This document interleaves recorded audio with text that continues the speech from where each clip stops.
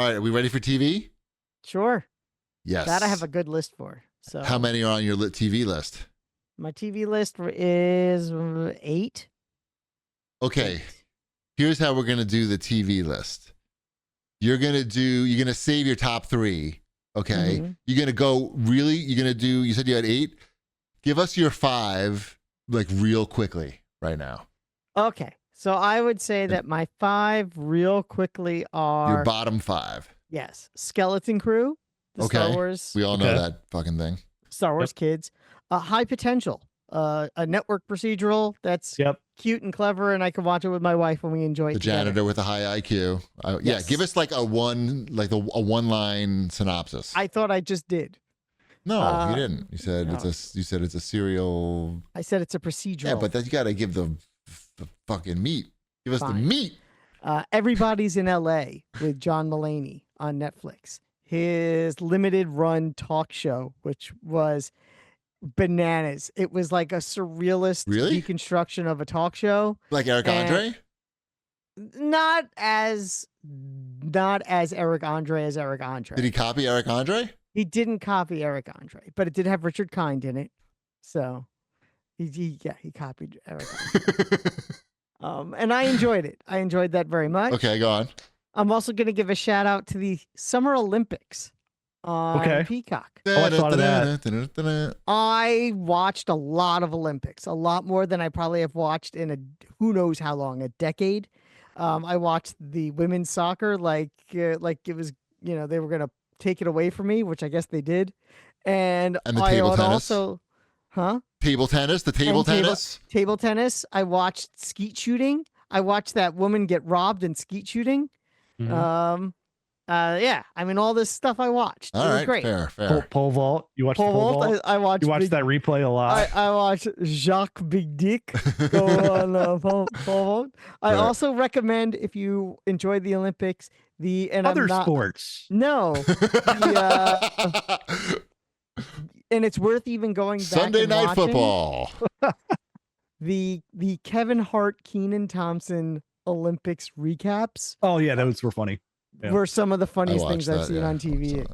Yeah, they were pretty damn funny. Their end of year wrap up is also pretty funny, but I will consider that part of the Olympics thing because it's still the Kevin Hart, Keenan Thompson together. Yep. And I'm going to say, and this is my top 3 might be controversial, but I'm going to still do it. And I'm going to say my last for this is going to be the Penguin. Okay. I haven't done top 3 yet. Wow, Penguin didn't make your top 3. Only because I haven't finished it. How did you not finish Penguin, boy? I never That's got your around one job. to it. I know. So how far are you? I have like 2 episodes left. Oh my God, it's so good. I know. Australian breakdancing, Darkness mentions in the comments. I'm telling you, the Olympics this summer literally had everything. And maybe like the more I talk about it, I'm like, maybe I was wrong not including it in my top 3. The table tennis was good. Yeah, it had like the Summer Olympics. It was unusual. Yeah, it was fantastic. Good job, Paris. Mm-hmm. Okay, so that's your bottom 5? My bottoms, yeah. That's my bottoms. Shipwreck, how many do you have on your list? Your TV list? No? 0? So my 100 through 5 are all sports. Right? So go Bengals. Pretty much any NFL game. I watched those. The NBA. Enjoyed 9 out of 8 of those. Okay. Yep. And good. then there's some baseball in there. This is like, what's your favorite book? And the answer is magazine. But okay. Masked Singer season 12. Yeah. Def magazine. That was solid. Was that the one that Boyz II Men won? But man, you're just gonna spoil it right out of the gate, aren't you? It's too late now. If you don't know who won the last Masked Singer, that's on you. I don't. There's one. Actual Hard Knocks on Max. That can be one of mine. I don't like that. Good job. You don't like that? Fair enough. It's just more football. AFC North. See, and you said I was doing it wrong. Cheapy, right. What's your bottom 5? Oh my God. It's like my bottom. Here's my bottom 8. Okay. I mean, my bottom 7. Chibi's got a big bottom. Here's my bottom 69. I'm going to go quick. Owning Manhattan on Netflix. That's the obnoxious real estate guy, but you get to see a lot of, sir, I don't even know the guy's name. The good looking guy with like 1 billion Instagram followers who's like a billionaire. You get to see a lot of cool apartments in Manhattan. And one of the agents on there he's like heavily tattooed and it's just fucking ridiculous. He's just so badly behaved.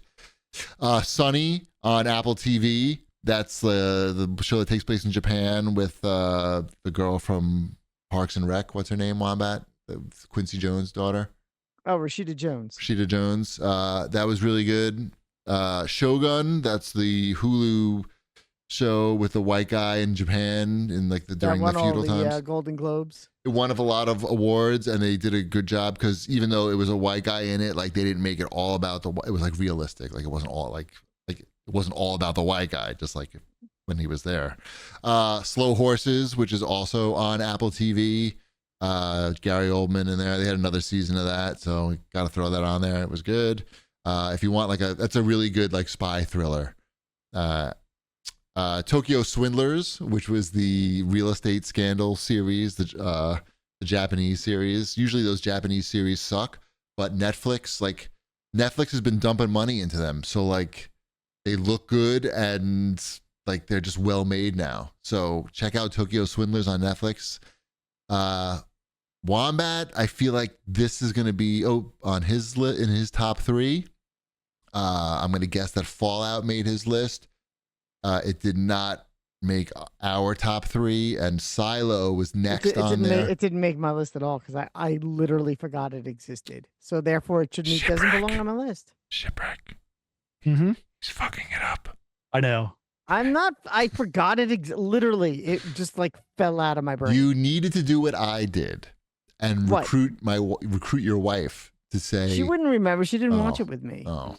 So I have to shout out to Mrs. Chibi for helping me to put this list together, by the way, because it's a lot of shit to remember. Fallout and Silo, 2 similar shows in that like they take place in like basically fallout shelters underground, but really different tones, and they're both really good. Silo's on Apple TV. You should definitely watch that. What else we got? So now I'm on my top 3. I'm ready for my top 3. Wombat, are you ready for your top 3 TV? I am ready for my top 3 TV. Darkness is mad that Shogun didn't make the top 3. We liked Shogun and we appreciated like what they did, but I don't know. It didn't capture my imagination, I guess. It was well done, but it didn't have me saying like, oh wow. You still putting together your top 3, Wombat? No, I'm ready. Oh, you're ready? I'm ready. Let's go. Lay it on. Number 3.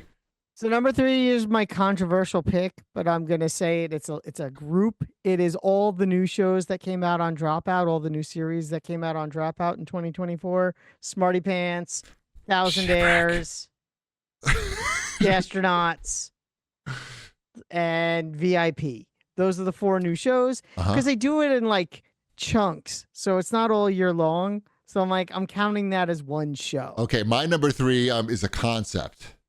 Stop. I'm serious. It's the idea of reality fake. No, I'm just making shit up. Sorry. I know. Okay, my number 3, you're not even going to understand my number 3, but it was really excellent and made more excellent. If it is not better than the new stuff that came out on Dropout, which was all really funny and all worth their time. Right. Smarty Pants. Darkness in the chat says Wombat's number 1 is going to be a commercial or some shit. Commercial right, Super Bowl commercials. Number 1, Super Bowl commercials. He remembered them. They were so good. He remembered them all the way from January. Oh man, see that Liberty one with the wax statue? That one's pretty good. Oh my god, I'm getting shit from someone who had nothing. Anyway, go ahead. Okay, you want me to talk about Are You Smarter Than a Celebrity then? Sure, I'll talk about Are You Smarter Than a Celebrity, hosted by Travis Kelce on Amazon Prime. There was a woman on there tonight. Was she smarter than a celebrity? she was having a tough time. So this is the classic. Are you smarter than a fifth grader? But with celebrities. That's better. That's better. With celebrities. Okay, Cheapy, what's your number 2? So there was a question here. There was a question, and it was basically what do deers eat? And it was they had like three choices, A, B, or C here. Yeah. The A was, I believe it was A was mice. Okay. B was birds. Okay. Birds. So it was C. C was nuts. Uh-huh. And the reason this person, you know how they have to like logic their way through. Oh, I already know the logic. The logic. Oh, you do? Okay, good. Yeah, they can't get the birds because they're too high. Okay. That might have been in the I think their logic was I've never seen a deer eat a bird was the bird part of it. Okay. I've never seen a deer eat and a then bird. Their next logic was I don't think mice live in the same place that deer do. So it's got to be nuts because mice and deer don't live in the same place. In the forest? Pretty sure they do. I'm pretty sure they do. She got it right is all I'm saying. She did get it right. She worked her way through it. Multiple choice is bullshit. Sometimes being a dummy helps. Yeah. All right. So that's your number 3 is are you smarter than a celebrity? Sure, why not? Wombat was making fun of me, so I picked something. Okay, fair. My number 3 is Wyatt Earp and the Cowboy War, which was a series on Netflix, which if you've watched the movie Tombstone, like I have, and enjoyed that movie, you know, watched it multiple times and have enjoyed it multiple times, you're going to fucking go out of your mind for Wyatt Earp and the Cowboy War. I watched this. Did you go out of your mind were you a Tombstone fan? I was a Tombstone fan. Do you know all of Doc Holliday's lines or no? Yeah, you're my Huckleberry. That's one. But, yeah. Oh, am I supposed to say more now? Anyway. One more. You know one more? He's my friend. Okay. Good. Fair enough. So you didn't like this or no? Oh, no, I liked it very much. Okay, good. Yeah. Good. No, it's a great show, and sure. It's an interesting combination of standard documentary and hey, we hired actors to actually make like mini movies between the talking heads. Right? Is that accurate? Yeah. And you learn a lot of interesting stuff about that's not in Tombstone that is so fucking interesting. You're like, why didn't, I mean, you know why they didn't put in Tombstone because of the 90s and like people couldn't handle these concepts, I think, back then. But there's like a lot of high concepts behind like these gangs and stuff. Super interesting. Wyatt Earp and the Cowboy War. Check it out on Netflix. My number 3. Thank you. Number 2? My number 2, I actually put, and this is a new show and it's a series and it counts. And my wife and I watch it pretty much every day. Price is Right. No, we really like After Midnight with Taylor Tomlinson. It's not quite a talk show. It's not quite a game show. It's a comedy show. And we watch it and we laugh. What is this on? This is on, we watch it on Paramount Plus because there's no commercials, but it is also on CBS after Stephen Colbert. So that's why it's called After Midnight. Okay. And we really enjoy that show. And sometimes the guests are on and the better the guest, the better the show. We were watching it with dinner tonight. We watched it with Pete Holmes was on for like the 5th time. And every time he's on, he makes Taylor crack up, and something about him making her laugh makes my wife laugh, and then everybody, you know, how could that be bad? All right. Yeah. Fair enough. And in a time where, you know, laughter is currency, I'm putting After Midnight at number 2. That's good. It's good to laugh. Chip, you have a number 2? Bowling for Dollars. I'm going to go to YouTube. I'm going to call it audio for YouTube on this because Wombat's inspired me. Is it Good Mythical Morning? Because I almost put that on mine. And he mentioned Richard Kind so many times, and I know there's a tie here somehow. Okay. I've been watching a lot of the middle-aged dad jam band videos on YouTube. What the fuck is that? That is Members of the State. What the fuck is that?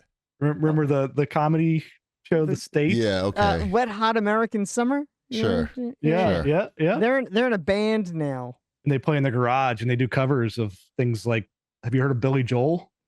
Hell yeah.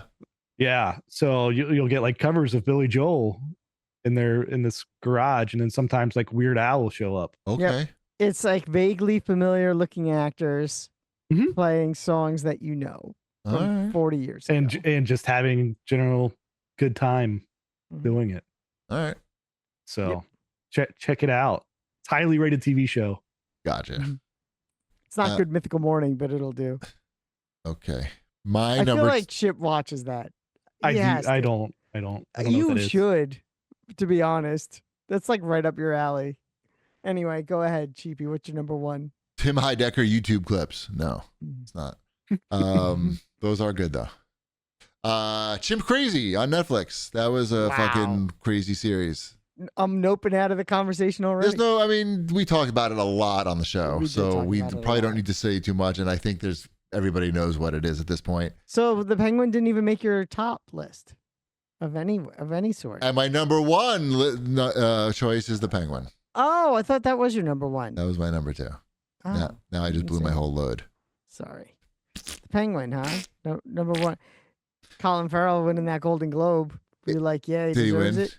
He won. Yeah, he won. He won. Yeah, of course. Yeah, that series is really good, and you don't have to give a shit about Batman or the Penguin or comic books. It's just a very interesting, unhinged crime thriller. Yep. Yeah, I liked it a lot. That's good. And Mrs. Chibi liked it a lot too. That helps. Yep.